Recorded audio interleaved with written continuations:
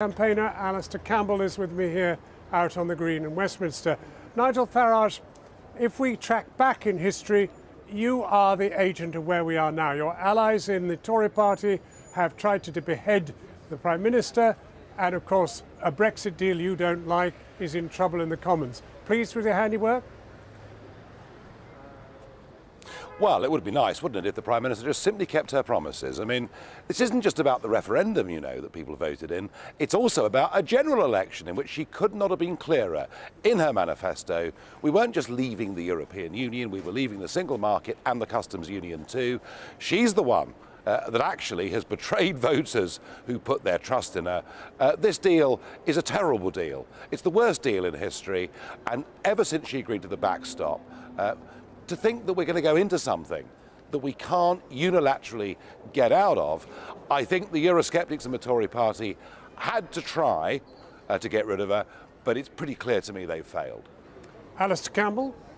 Well, I mean, I don't agree with Nigel about much, but what I do agree with is that this is a terrible deal, and that's why she's in the mess that she's in. And don't forget that the reason for that is the combination of the Good Friday Agreement, which was delivered when you had governments, Tory and Labour, that were competent and strong and stable and knew how to negotiate, allied to the red lines that she put down, partly to appeal to people like Nigel Farage and Jacob Rees-Mogg and Boris Johnson and the rest of them. The combination of that led to the fact, the necessity from the Europeans' perspective, rightly in my view, of the backstop. Now, in there now, she probably will get through it, but the problems that have been created by this process, they are not going away, and it's why I do believe this eventually is going to go back to another referendum. You tell us, Nigel Farage, how you see Brexit getting through now, given that even the Brexit that she was suggesting to Parliament couldn't even face a vote. Well, I mean, tomorrow there's a summit in Brussels. I'll be there. I'm as certain as I can be, talking to group leaders here in Strasbourg today, there will be no significant concessions of any kind at all. So she comes back from Brussels with virtually nothing, perhaps a codicil that'll be added to the withdrawal agreement. My guess is she won't put it to Parliament next week. This will run into the new year. I don't see any way this deal gets through Parliament, and then we're going to face at some point, maybe towards the end of next month, a very big moment of what happens. Do we carry on, given the legislation that we've got, and just leave on March the 29th on World Trade Organization rules, which I haven't got a problem with, but I'm not convinced. I mean, particularly given that the Chancellor today called Eurosceptics extremists. So I think, and by the way, I don't want this, but I think we're headed towards a moment where we may well see a big push for Article 50 to be extended. Article 50 to be extended or conceivably remain? Well, I'm pleased that Nigel recognises I think we are heading to Article 50 being extended, and I think the European Union will only go for that if they understand that there is a process towards a different course. They're not going to do it just to let the Tory party carry on squabbling amongst themselves. And I also think from Nigel's perspective, I actually think the vision of Brexit that he has, he's not going to get it through Theresa May, so actually I think that Nigel's side of the argument should be out for a people's vote as well. This thing has got to go back to the people at some stage. The country is not uniting around any vision of Brexit, and it's got to go back to the people. Nigel Farage. People's vote? Well, there's one slight problem there, Alastair, and it's this. Well, hang on. There's one slight problem here, that with the last referendum, we were told explicitly that this was our decision and it would be implemented.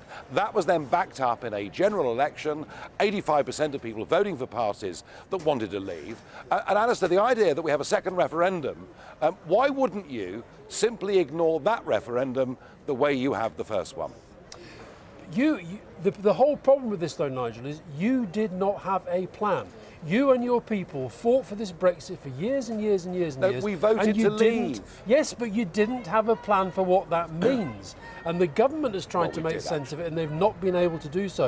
And I also think that the country's not united after the first referendum. I think if there is another one, all the people who are involved in it, people like you, all the leaders of the parties, all the leaders of the campaigns, you just have to say, whatever the outcome now, this is it, last chance, we go out there, but you have to come up with a credible, deliverable Brexit plan to put against Remain. And you haven't got one, Nigel, that's your problem. The credible The credible, deliverable Brexit plan is the one I fought for 25 years, which is a simple free trade agreement. And yes, assurances on both sides of the Irish border. This Prime Minister didn't even try for a free trade agreement. She tried, ever since that Florence speech, to get us back, wrapped in to as much of the European Union as she possibly could. I repeat the point. This is now a matter of trust.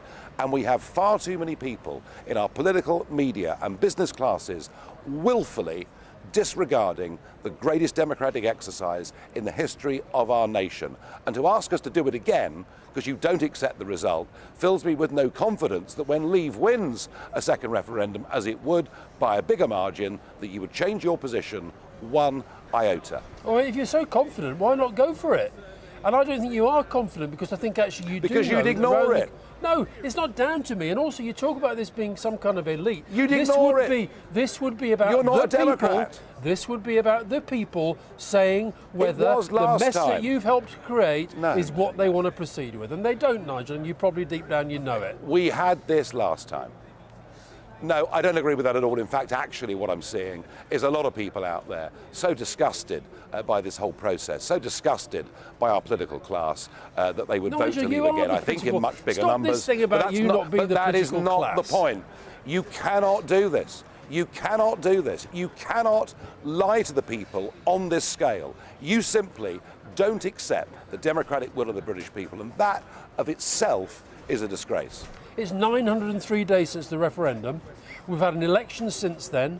We've got a Conservative Party in turmoil, and you still have not been able to put forward a plan that in paper we can all read and say that's how Brexit would work. You haven't done it, Nigel.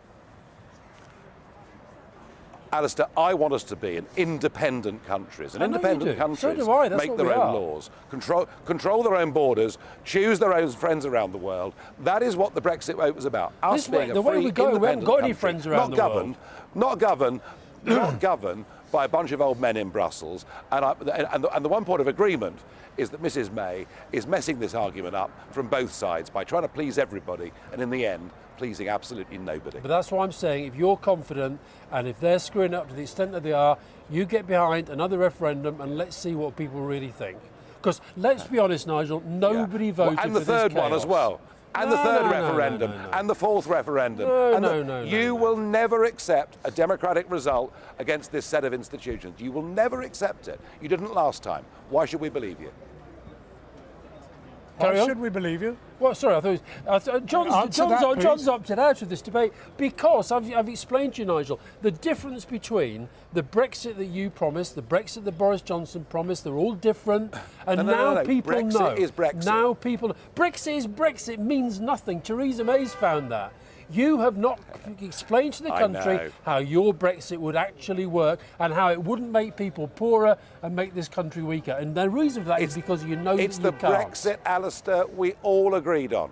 It's the Brexit you agreed on. It's the Brexit we all agreed on. It's the Brexit that it's the Brexit. It's the Brexit. Go and write a out of the draft single treaty. market, Nigel Farage, out of the European Union. Alastair Every Campbell, single major player. Nigel Farage, Alastair Campbell, thank you both. The argument lives on. Very grateful to both of you.